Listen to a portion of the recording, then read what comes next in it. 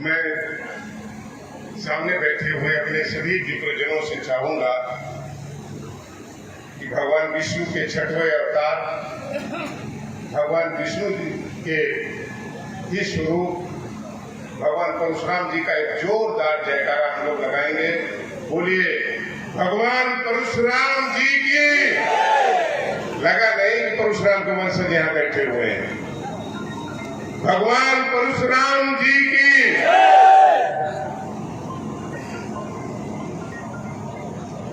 मैं सबसे पहले भगवान परशुराम जी के प्रतिदम अग्रज आदरणीय महंत जी, कार्यक्रम के सम्मानित अध्यक्ष जी,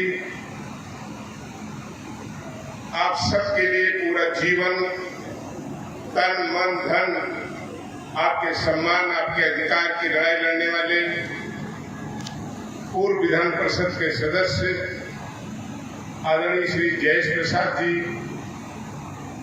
हमारे साथ इस कार्यक्रम में आए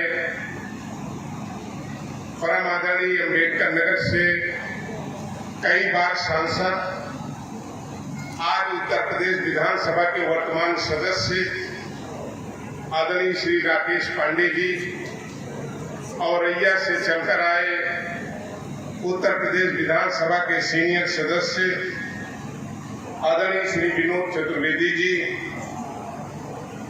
विशिष्ट अतिथि पंडित एस के पांडे जी, प्रदेश अध्यक्ष अखिल भारतीय ब्राह्मण महासभा,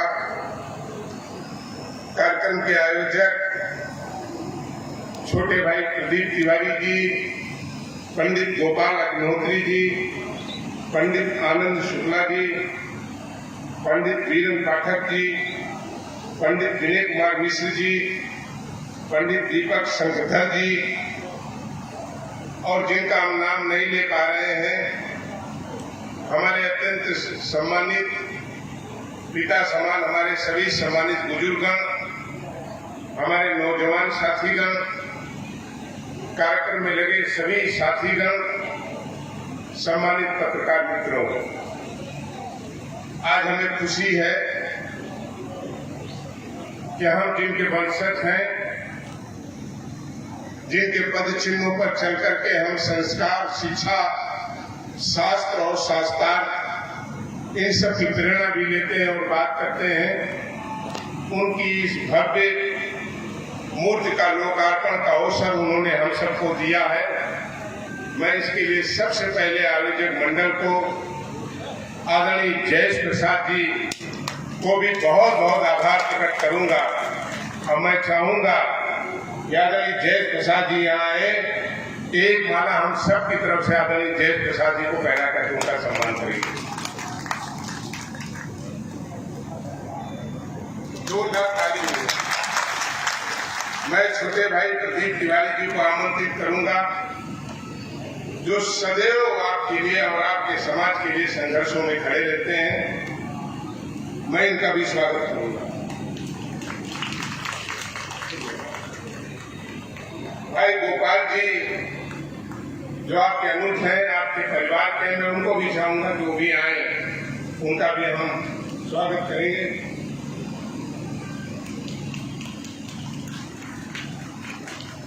सभी सम्मानित विप्रजनों, कई हमारे विद्युत जनों ने अपनी अपनी बात, अपने समाज की बात, ब्राह्मण समाज के उस गौरवशाली इतिहास के बारे में तमाम बातों को रखने का काम किया। आज ये समाज यहाँ बैठा हुआ है। मैं जब आज सुबह चल रहा था अपने घर से, उत्तर प्रदेश की विधानसभा चल रही है और आप सबके आशीर्वाद से उत्तर प्रदेश विधानसभा का मुख्य सचेतक होने के नाते हमें बहुत काम रहता है जब यूपी की विधानसभा चलती है। प्रदेश की तमाम जन समस्याओं को संतुलित कर उन्हें रखना होता है। लेकिन ये कार्यक्रम तय था, हमने कहा जिनके कारण से मनोज पांडे का जन्म हुआ है, जिनके कारण से पहचान है, उससे बड़ी विधानसभा और लोकसभा नहीं हो सकती, ये अवसर हमें मिला। और जब मैं चल रहा था तो एक साथी मिल गए। उन साथी ने हमसे कहा कि मैंने सोशल मीडिया में देखा आप शायद सुदामा जी वाले कार्यक्रम में जा रहे हैं, जहाँ सुदामा जी के लोगों का कार्यक्रम है। मैंने उनको रोका, मैंने कहा कि आपने सुदामा जी को पढ़ा, बहुत धन्यवाद। सुदामा तो हमारे सह्युता और उदारता के प्रतीक है, लेकिन एक कदम और आगे बढ़ के चलिएगा तो आपको चाणक्य खड़े नजर आएंगे, जिन्होंने पूरी दुनिया को अपनी बुद्धिमत्ता का लोहा बनाने का काम किया है। और हमने कहा कि उससे एक कदम और आगे बढ़ेंगे तो पराक्रम और शौर्य की प्रतिमूर्ति आपको भगवान परशुराम नजर आएंगे, तभी आपका पेट भरने का काम करेगा। ये हमारा इतिहास रहा, कहीं साहित्यता, कहीं उदारता, कई रिश्तों पर हम सुदामा जी को अपने देखते हैं। लेकिन जब बुद्धिमत्ता की बात आती है तो पूरा विश्व इस धरती पर रहने सृष्टि वो चाणक्य को कभी भूल नहीं सकती, और चाणक्य का लोहा मानने के लिए पूरा विश्व मजबूर हुआ है और घुटने टेकने का काम किया है कि चाणक्य को बुद्धिमत्ता से हराया नहीं जा सकता। लेकिन जब किसी ने हमारी परीक्षा ली, हमारे सम्मान, हमारे स्वाभिमान, इन पर कभी उंगली उठाने का काम किया, तो शौर्य और वीरता के प्रतीक भगवान परशुराम को भी हमने सामने देखने का काम किया, वो भी हमारे अग्रज रहे। और आज जब हम सब मिलकर के ये साथीगण भगवान परशुराम जी की मूर्ति के लोकार्पण के कार्यक्रम में हम उपस्थित हैं, हम सब लोग बड़े गर्व से उनकी मूर्ति का लोकार्पण कर रहे हैं।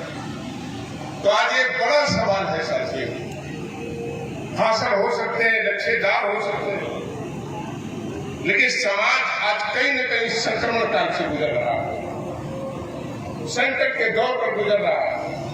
और जो नौजवान साथी हमारे मोबाइल लेकर के कान में लगा, इनसे कहते हैं मोबाइल खुला कान से हटा लो, कान में कुछ अच्छी बातें डालो।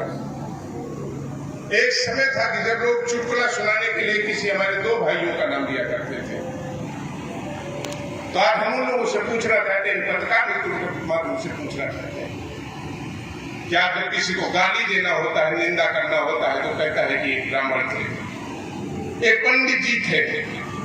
हम उनसे कहना चाहते हैं कि इस इतिहास के पुराने पन्नों को पढ़ो। जब देश की आजादी का सवाल था तो 1857 का नायक अगर कोई था तो मंगल पांडे था, जिसने आगे बढ़ करके अंग्रेजों से लोहा लेने का काम किया। हम ऋषि रहे, मुनि रहे, साहित्यकार रहे, हमने ऋषि के रूप में तपस्या करके पूरे सृष्टि के लिए हमने याचना करने का काम किया। हम एक शिक्षक के रूप में हमने देश को एक नई शिक्षा देने का काम हमने किया। अगर हम अधिकारी हुए तो हमने लोगों का भला करने का काम किया। हम राजनीतिक क्षेत्र में आए तो हमने सबको सम्मान देने का काम किया और सबकी सुनने का काम किया। तो हम लोगों से पूछना चाहते हैं कि हमें गाली देने वाले लोगों, इस इतिहास को आगे बढ़ाने में, आजादी से लेकर के समृद्धशाली बनाने में, और कोई कहता है कि भारत को विश्व गुरु बनाना है, तो बिना इस समाज के आप विश्व गुरु नहीं बन सकते। इसलिए कि आदिकाल से लेकर के ऋषियों मुनियों की परंपरा से लेकर के आज तक इस समाज ने त्याग करने का काम किया। कुछ लोग जात की बात करते हैं, जात की बात करने वाले लोगों हम आपसे कहना चाहते हैं कि ब्राह्मण से बड़ा समाजवाद विचारधारा का कोई दूसरा व्यक्ति जन्म ही नहीं लिया है, जिसने एक चंद्रगुप्त को उठा करके दुनिया की सबसे बड़ी कुर्सी पर अगर किसी ने बैठा है तो उसका नाम चाणक्य था, जिसने जात नहीं दिखा और चंद्रगुप्त मौर्य को भी कुर्सी पर बैठाने का काम किया। हम सदैव निर्माता रहे, हम सदैव सबको लेकर के चलने वाले लोग रहे। लेकिन जो लोग हमारे इतिहास के पन्नों को पलटना चाहते हैं, उनसे हम कहना चाहते हैं पूरे पन्ने पलट लो, ईसा के पूर्व भी चले जाओ। तो ये समाज वो समाज था जो सबको साथ लेकर के भी चला और सबको देने का भी काम किया। आदरणीय विनोद चतुर्वेदी जी कह रहे थे हम जनेऊ नहीं पहनते, हम अपने संस्कारों को भूले हैं। पक्षधर हैं। हमें अपने संस्कारों से नहीं हटना चाहिए, पूरी मजबूती से उसका पालन करना चाहिए। लेकिन विनोद चतुर्वेदी जी, एक जगह पे हम आपसे सहमत हैं कि जनेऊ अगर हमारे कुछ लोगों ने नहीं पहना, थोड़े से लोगों ने गायत्री मंत्र का पाठ नहीं किया, तो आज बिगड़ते बिगड़ते भी 2% लोग केवल बिगड़े हैं। चिंता इसकी करनी है कि जो कुछ लोग लगे हैं कि आने वाले दिनों में हम कहेंगे जैसे एक डायनासोर हुआ करता था, लोग ये न कहने लगे कि एक ब्राह्मण समाज हुआ करता था, उससे बचाने की ज्यादा आवश्यकता है। बिगड़ते बिगड़ते हम इतने नहीं बिगड़े। और याद रखना मित्रों और साथियों, बातें बहुत हो सकती हैं, लेकिन लोकतंत्र के बारे में डॉक्टर राम मनोहर लोहिया ने कहा एक समय ऐसा आएगा जब केवल आपकी विद्वता और ज्ञान नहीं गिने जाएगी, लोकतंत्र में आपकी संख्या और सर गिने जाएंगे। अगर हम ये संकल्प ले लें जो हमारे साथियों ने पीछे हमारे पांडे जी ने कहा कि हम भी अपनी ताकत को काश्मीर से लेकर के कन्याकुमारी तक दिखाएंगे।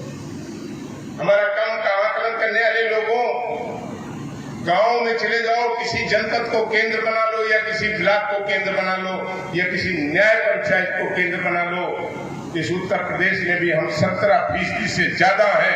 इस लोकतंत्र में भी अगर परिवर्तन कर सकता है तो यह समाज कर सकता है। लेकिन आज गरीबी है, आज महंगाई है। जिस समाज को लोग गालियां देने का काम करते हैं, हमने अपने परिवार की माताओं और बहनों को, नौजवानों को और बुजुर्गों को, क्या ये सच नहीं है कि गरीबी का अभाव का उसका दंश न झेल पाने के कारण मनरेगा में सर पर टोकरी लेकर के मिट्टी ढोते हुए देखा। आज ये गरीबी है।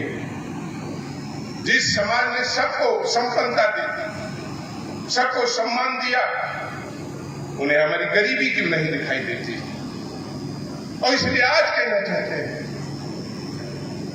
कि हम मजबूत हो सकते हैं। जरूरी नहीं है कि हर व्यक्ति सीमा पर खड़ा होकर के बंदूक के बल पर ही देश की रक्षा करे। हम अनेक तरीकों से अपने समाज के काम आ सकते हैं। मनोज पांडे का तो इतिहास रहा, पूरा उत्तर प्रदेश जानता है। हमने नुकसान उठाया। हम फूलों पे चल करके राजनीति में नहीं आए, कांटों के बल पर चल के आए। गोलियां लगी, हमले हुए, नुकसान हुआ, लेकिन मनोज पांडे ने कहा कि भी वो धरती पर वो ताकत नहीं पैदा हुई जो मनोज पांडे को सिद्धांत विचारधाराओं से कमजोर कर दे और झुका दे। और इसलिए हम अपने समाज के लोगों से कहना चाहते हैं कि अगर हमने भगवान ने क्षमता दे रखी है, हम यही व्रत ले लें कि समाज के एक नौजवान बच्चे को हम पढ़ा लिखा करके जो एजुकेशन वो लेना चाहता है वो एजुकेशन दे देंगे। हम समझते हैं अगर यह भी संकल्प हमने आज के दिन पर ले लिया तो समाज का बच्चा पढ़ लेगा, और पढ़ लेगा तो अपने रास्ते, अपने रोजगार वो अपने आप ढूंढ लेगा। और लोकतंत्र में ये सच है। इस सच को हम और आप स्वीकार करते हैं और स्वीकार करना चाहिए कि लोकतंत्र में जब ग्राम सभा का प्रधान आपका होगा तभी आपको प्रधानमंत्री आवास का भूमि मिलेगी। आप गरीब हैं, लेकिन गरीबी रेखा कार्ड तो तभी मिलेगा जब लोकतंत्र में आपकी हिस्सेदारी। विधानसभा में आपकी बात उठाने वाले लोग अगर सदन में नहीं होंगे तो माफ करिए आपकी चर्चा कौन करेगा? जब मेंबर ऑफ पार्लियामेंट आपका नहीं होगा तो दिल्ली के देश के सबसे बड़े सदन पर, सबसे बड़ी पंचायत पर कौन चिंता करेगा, कौन आपकी बात रखने का काम करेगा? तो लोकतंत्र में जरूर इस ताकत को हमको बना करके रखना। ब्राह्मण कभी जातिवादी नहीं रहा। एक अकेला समाज ऐसा रहा कि मुंडन हो, शादी हो, विवाह हो, हम दो तरीके का आशीर्वाद नहीं देते, हम सबको सामान्य आशीर्वाद देते। जन्म से लेकर के मृत्यु तक कभी भेदभाव नहीं किया। किस जात के कार्यक्रम में जाएंगे, उस जात के कार्यक्रम में नहीं जाएंगे। और जात की बात करने वाले लोग, समाज के ऊपर आरोप लगाने वाले लोगों, हम तुमसे कहना चाहते हैं आंख का चश्मा अगर ठीक ना हो तो उसे बदलवा लो, हम तुमसे डरते नहीं है। कुछ लोग दिन भर मीडिया की कवरेज लेने के लिए गाली देने की बात करते हैं। मत जगाओ इस समाज को। अगर इस समाज जग गया तो फूंक दिया तो तुम उड़ जाओगे, तुम नजर कहीं नहीं आओगे। ये वो समाज है जिसने स्वतंत्रता संग्राम की चिंगारी जगाने वाले चित्तू पांडे को पैदा किया, उन्नाव में बदरगाह में चंद्रशेखर आजाद को पैदा किया, बुद्धेश्वर दत्त को पैदा किया। और इस पूरी चेतना को जागृत करने वाले मंगल पांडे को पैदा करने का काम। कवि का सवाल आएगा तो आचार्य महावीर प्रसाद द्विवेदी देने का काम इसी समाज ने किया। तो संघर्ष से लेकर के देश को आगे बढ़ाने के लिए समाज ने सदैव बलिदान को त्याग करने का काम किया।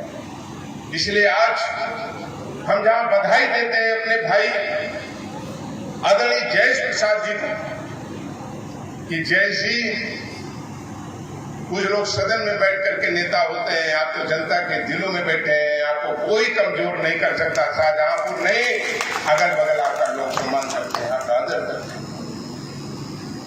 आपने कभी कमरे में बैठ करके राजनीति नहीं किया, आपने लोगों के संघर्षों में खड़े होने का। एक दिन मैं अपने छोटे भाई प्रदीप से कह रहा था हमारे पास पैसा नहीं है भैया। हमने कहा ऐसे तमाम देश में इतिहासकार हैं जिन्होंने अपनी लकीर खुद तय करने का काम किया है कि फटे कपड़ों में भी चल करके उन्होंने देश में अपना नाम कमाया है। तुम संघर्ष कर रहे हो, ये समाज निश्चित रूप से तुमको आज नहीं तो कल कंधे पर बैठाने का काम करेगा, तुमको सम्मान देने का काम करेगा। चाहे आप होते हैं गोपाल भाई। और इसलिए हम आपसे जरूर निवेदन करेंगे अंतिम कि आज जब हम और आप मिल करके भगवान विष्णु के छठवें अवतार परशुराम जी की मूर्ति का लोकार्पण कर रहे हैं तो एक सौगंध जरूर ले लीजिएगा कि आज के बाद हम पान और चाय की दुकान पर खड़े होकर के अगर थोड़ी सी नाराजगी है तो अपने भाई की बुराई नहीं करेंगे। अगर बहुत नाराजगी है तो उसके कमरे में जाकर के उससे अपनी बुराई करेंगे। बताओ कितने लोग हमारे साथ संकल्प लेंगे? आज हाथ उठाओ, आज से संकल्प ले लीजिएगा चौराहे पर खड़े होकर के अपने समाज की बुराई नहीं। हमको नाराजगी हो सकती है तो हम उसके कमरे में जाएंगे, उससे लड़ाई लड़ लेंगे, उससे बात कर लेंगे और गले मिल करके वापस आ जाएंगे। थोड़ी सी नाराजगी में हम एक दूसरे के खिलाफ खड़े हो जाते हैं। और जब हम आप कमजोर होंगे इस लोकतंत्र में तो ऐसी आसुरी शक्तियां आगे बढ़ेंगी और हमारे गौरवशाली इतिहास को कहीं न कहीं कलंकित करने का काम करेंगे। इसलिए हम आप सबके चरणों में प्रणाम करते हुए, आपका अभिनंदन करते हुए, आपका अभिवादन करते हुए, शाहजहांपुर के एक एक भाई और साथी को धन्यवाद देते हुए और ये वचन देते हुए कि मनोज पांडे भाषण के नेता नहीं है।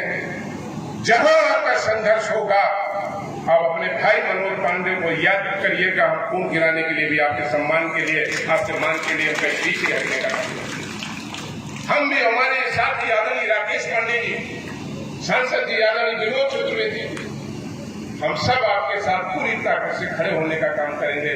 पुनः आप सबका अभिवादन, आप सबका अभिनंदन करते हुए, आप सबको प्रणाम करते हुए, आप सबका धन्यवाद देते हुए, जय परशुराम, जय ब्राह्मण समाज। भगवान परशुराम की, भगवान परशुराम की। बहुत